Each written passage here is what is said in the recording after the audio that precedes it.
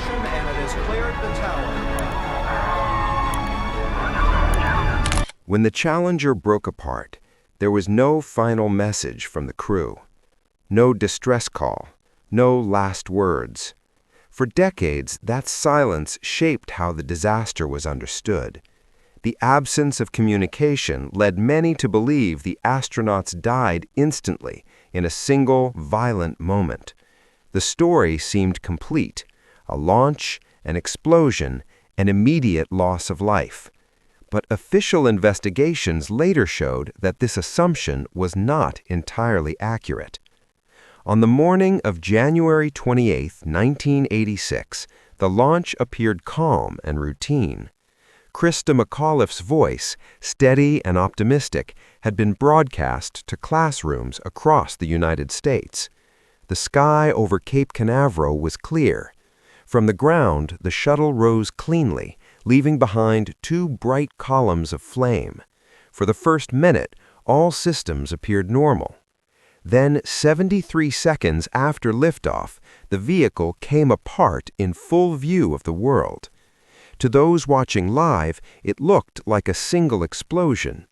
Television networks replayed the footage repeatedly, freezing the moment in memory. The prevailing belief was simple and final: there were no survivors.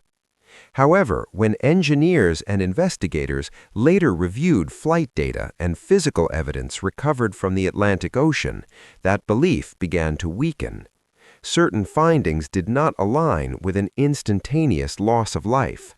Some actions inside the spacecraft appeared to have occurred after the breakup. These details were not widely discussed at the time. They were buried in technical reports and carefully worded summaries. And they pointed to a far more difficult question, one that the public was never encouraged to ask. If the crew did not die immediately, what happened in the minutes that followed? To understand what investigators later uncovered, the story must return to the beginning, not to the explosion itself, but to the conditions that made it possible. The morning of January 28, 1986, was unusually cold at Cape Canaveral. Overnight temperatures had dropped below freezing, leaving visible ice on the launch pad. For Florida, this was rare. For the space shuttle's design, it was dangerous. Inside the solid rocket boosters were rubber seals known as O-rings. Their purpose was simple but critical: to prevent hot gases from escaping during launch. Engineers had long warned that these O-rings lost flexibility in cold temperatures. If they hardened, they might not seal properly. In the hours before launch, several engineers raised concerns. They argued that the cold could prevent the O-rings from functioning as designed. Internal discussions took place between NASA and contractor teams. Charts were reviewed, risks debated. But the launch had already been delayed multiple times. Pressure to proceed was high. Managers ultimately decided that the data was not conclusive enough to justify another delay. At 11:38 a.m. Eastern Time, Challenger lifted off. For the first minute, nothing appeared wrong. Telemetry data showed normal readings. The shuttle climbed steadily, following its planned trajectory. From mission control, the launch looked successful. Yet within the right solid rocket booster, a problem was forming. The cold had reduced the O-ring's ability to seal a joint completely. A narrow jet of hot gas escaped, burning through the surrounding structure. Cameras later captured brief puffs of dark smoke near the booster, subtle signs that went unnoticed during the launch. At first, the shuttle continued to fly normally. The escaping flame was temporarily sealed by melted insulation material, slowing the damage. But this seal was fragile. As the vehicle passed through strong wind shear, the joint flexed. The temporary seal broke. The flame intensified. Within moments, the hot gases burned through the lower strut that attached the right solid booster to the external fuel tank. That tank held more than 2 million liters of liquid hydrogen and liquid oxygen. Once the strut failed, the booster rotated inward, striking the tank. At 73 seconds after liftoff, the tank ruptured. To observers, it appeared as a massive explosion. In reality, investigators later described it as a rapid structural breakup. The shuttle was traveling at nearly 3,000 feet per second. When the tank failed, the vehicle could no longer withstand the aerodynamic forces acting upon it. The orbiter disintegrated as its structure collapsed under extreme stress. Yet not every part was destroyed immediately. The crew cabin separated from the rest of the shuttle. Reinforced with aluminum framing, it remained largely intact as it continued upward, carried by momentum alone. This distinction would later alter how investigators understood the disaster. Because the mission did not end at the moment the fireball appeared in the sky, and neither did the crew's experience. When the crew cabin separated from the rest of the shuttle, it did not tumble immediately toward the ocean. Instead, it continued rising. Investigators later calculated that the cabin reached an altitude of roughly 65,000 feet. At that height, there was no system on board capable of restoring control. The shuttle had no escape capsule, no parachutes, and no emergency procedures designed for this scenario. Inside the cabin, the 7 astronauts remained strapped into their seats. What investigators found months later would quietly change how the final moments were understood. When the wreckage was examined, several personal emergency air packs were discovered in the activated position. These devices could not turn on automatically. Each switch required deliberate movement by hand. One of those switches was located behind the pilot's seat. This detail suggested that at least one crew member had reached across the cabin to assist another. Investigators also found cockpit switches that had been moved from their original launch positions. These actions could only have occurred after the structural breakup. There were no voice transmissions after the explosion. Communication systems were believed to have failed instantly. The cabin itself offered no indication of what the crew may have said or whether they were aware of what was happening outside. Experts later considered 2 possibilities. The cabin may have lost pressure rapidly, causing unconsciousness within seconds, or partial pressure may have remained briefly, allowing limited awareness during the fall. The evidence could not determine which scenario occurred. What was known is that the descent lasted nearly 3 minutes. It ended when the crew cabin struck the Atlantic Ocean at a speed exceeding 200 miles per hour. No human could survive that impact. But the question remained, how did investigators confirm this when the most important evidence lay hidden beneath the sea? Once the debris disappeared beneath the surface, the investigation moved from the sky to the sea. What followed was one of the most complex recovery operations ever conducted in U.S. waters. NASA, the U.S. Navy, and the Coast Guard established a controlled search zone off the Florida coast. The initial focus was on floating debris, but it was quickly understood that the most critical components, including the crew cabin, had sunk. The recovery effort expanded to nearly 500 nautical miles of ocean floor.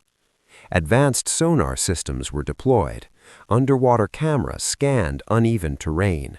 Navy divers worked in low visibility and strong currents. Each fragment located was logged, mapped, and recovered under strict protocol. When large sections of the crew cabin were finally found more than a month later, the operation changed immediately. Access was restricted. The recovery was classified as highly sensitive. Only a limited number of officials and military personnel were permitted to participate. No photographs were released to the public. No detailed descriptions were provided. NASA emphasized that this silence was intentional. Officials stated that the purpose of the recovery was not public exposure, but dignity and accuracy. The remains were federal property, and their handling fell under the authority of the Department of Defense. Even jurisdiction became a point of tension. A local medical examiner argued that state law required civilian oversight. Federal authorities disagreed, citing the astronauts' status and the nature of the mission. Ultimately, control remained with the military and NASA. The information that reached the public was carefully worded. Causes of death were described in broad clinical terms. Specific findings were withheld. This absence of detail fueled speculation, but within official circles, the reason was clear. The evidence was not being hidden to create mystery. It was being protected to preserve respect and to prepare for the next equally difficult task, identification. After the crew cabin was recovered, the focus shifted from retrieval to identification. The wreckage, severely damaged by impact and weeks underwater, was transported to secure facilities for careful examination. At Patrick Air Force Base, forensic teams began a methodical process. Standard identification techniques were limited, the remains were fragmented, clothing and equipment damaged. Pathologists relied on dental records, flight suits, personal items, and small identifiable fragments. Each discovery was meticulously documented. The process was slow and deliberate, ensuring both accuracy and respect. Families of the astronauts were informed privately, and only select personnel were permitted to view evidence. NASA and the military emphasized dignity above all. No photographs or detailed public descriptions were released, in accordance with both federal guidance and family wishes. By late April 1986, identification of all 7 astronauts was complete. Individual arrangements reflected personal and familial preferences. Commander Francis R. Scobie and pilot Michael J. Smith were laid to rest at Arlington National Cemetery. Ellison Onizuka was interred in Honolulu, Ronald McNair in Lake City, South Carolina, and Judith Resnick's ashes were scattered at sea. Krista McAuliffe, the first civilian teacher selected to fly, was buried in her hometown of Concord, New Hampshire. Gregory Jarvis's ashes were also released into the Pacific Ocean. Some remains, too small or damaged to identify individually, were buried collectively at Arlington in a single grave. A granite memorial, engraved with all crew names and the poem High Flight, commemorates their courage and sacrifice. Funeral ceremonies were solemn and brief. NASA officials, fellow astronauts, and honor guards ensured a dignified farewell. President Reagan addressed the nation, noting the crew had slipped the surly bonds of Earth to touch the face of God, words that became a lasting symbol of national mourning. Even amidst tragedy, the rituals provided a structured, respectful closure to the public and the families. The Challenger disaster reshaped American space exploration. Beyond the immediate loss, it exposed systemic weaknesses in design, management, and safety oversight. Following the funerals, the Rogers Commission released its official report. Investigators concluded that the failure of the right solid rocket booster O-ring, exacerbated by cold temperatures, caused the structural breakup. Engineers had raised concerns prior to launch, but their warnings were overruled or dismissed. The findings prompted widespread criticism and reflection within NASA. As a result, the Space Shuttle program was suspended for nearly 3 years. During that time, rocket boosters were redesigned, safety protocols improved, and internal communication channels strengthened. Engineers gained the authority to escalate concerns directly to mission control. Every subsequent mission benefited from these changes, making space travel safer and more accountable. The Challenger crew also became enduring symbols of courage, learning, and inspiration. Schools, libraries, and public buildings were named in their honor. The Challenger Center for Space Science Education, founded by the astronauts' families, continues to reach millions of young people worldwide, inspiring interest in science, technology, engineering, and mathematics. At Kennedy Space Center, the Space Mirror Memorial honors all astronauts who lost their lives in service of exploration, including the Challenger crew. Arlington National Cemetery remains a place of reflection, where visitors leave flowers and flags to acknowledge sacrifice and courage. The disaster also transformed public perception of spaceflight. It reminded the world that progress carries risk, that exploration requires resilience, and that mistakes can offer lessons far beyond technical adjustments. Though the Challenger never reached orbit, its crew left a legacy that continues to guide NASA, inspire students, and remind humanity of the cost and value of discovery. The Challenger disaster remains a defining moment in the history of space exploration. Its lessons extended far beyond engineering diagrams or procedural checklists. The tragedy prompted a re-evaluation of authority, accountability, and the human dimension of spaceflight. Even today, questions linger. The crew's final minutes, spent in a cabin that remained partially intact, highlight both the limits of technology and the resilience of those aboard. Investigators could reconstruct sequences of events, but certain details could never be fully confirmed. Were some astronauts aware during the descent? Did partial pressure sustain consciousness for a fleeting moment? The records are deliberate in their restraint, emphasizing fact over speculation, leaving aspects of the story unresolved. NASA's reforms, the memorials, and educational initiatives stand as lasting testaments to the crew's influence. They remind the public that exploration carries inherent risk, but also that society can learn, adapt, and honor sacrifice responsibly. Yet, the ocean floor still holds fragments of Challenger, silent witnesses to what occurred.